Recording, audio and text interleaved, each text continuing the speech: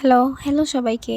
এই তরকারিটা কোন কোন জেলায় খায় আমার ঠিক জানা নাই, কিন্তু গাজীপুরের মানুষ এই তরকারিটা অনেক খায়। এটা হচ্ছে চেপা শুটকির তরকারি।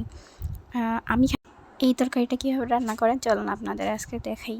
ফার্স্টে এইখানে হচ্ছে আম্মু কড়াইয়ে গরম পানি করে নিছে, তারপরে লতিগুলো সবগুলো দিয়ে নিছে। এটা হচ্ছে লতি, আমাদের দিকে এটাকে লতি বলে, কচুর লতি। তারপরে এটা সিদ্ধ করে নেবে ভালো করে।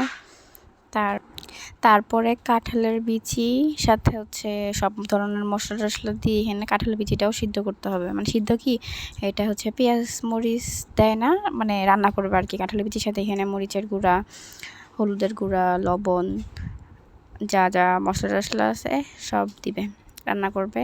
তারপরে এদিকে আবার হচ্ছে আম্মু চেপা শুটকি যেটা ওইটা হচ্ছে নিবে, নেওয়ার পরে সাথে হচ্ছে লতি যে সিদ্ধ করে রাখছে ওইটা হচ্ছে পানি ঝরায় নিবে।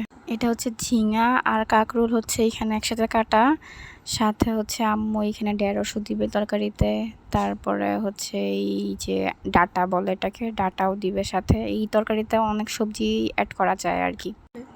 তারপরে এখানে দেখবে আম্মু হচ্ছে বিচিগুলো সিদ্ধ হয়েছে নাকি, কাঁঠালের বিচিগুলো সিদ্ধ হয়েছে নাকি, সিদ্ধ হয়ে গেলে তারপরে এটার সাথে ডাঁটাগুলা দিয়ে দিবে। আর আম্মু আস্তে আস্তে সবগুলো ডাঁটাই দিয়ে দিছে। তারপর সিদ্ধ করার জন্য ওই ঢেকে দিছিল, আমার ওই ভিডিওটা করা হয় নাই।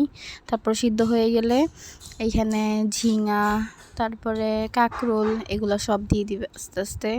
দিয়ে দেওয়ার পরে তারপরে যে সিদ্ধ করে রাখছিল যে লতিগুলো ওইগুলোও দিয়ে দিবে। দিয়ে দেওয়ার পরে নাড়াচাড়া দিয়ে তারপর ঢেকে দিবে এগুলা সিদ্ধ হওয়ার জন্য। এটা হচ্ছে আমাদের বাসার সবাই পছন্দ করে। আমি বাড়ির সবাই আম্মুর হাতের এই রান্নাটা খুব পছন্দ করে, চেপা শুটকির তরকারি রান্নাটা খুব পছন্দ করে। তারপর সিদ্ধ হওয়ার জন্য আম্মু আবার এটা ঢেকে দিছে, আর এদিক দিয়ে হচ্ছে ঢেঁড়স সুন্দর করে কেটে নিচ্ছে। তারপর তরকারিতে ঢেঁড়সগুলো দিয়ে দিছে, আর এদিক দিয়ে হচ্ছে সব কিছু চেপা শুটকির সাথে পেঁয়াজ রসুন একসাথে করে এখানে হচ্ছে পিষে নিবে, মানে থেতো করে নিচ্ছে।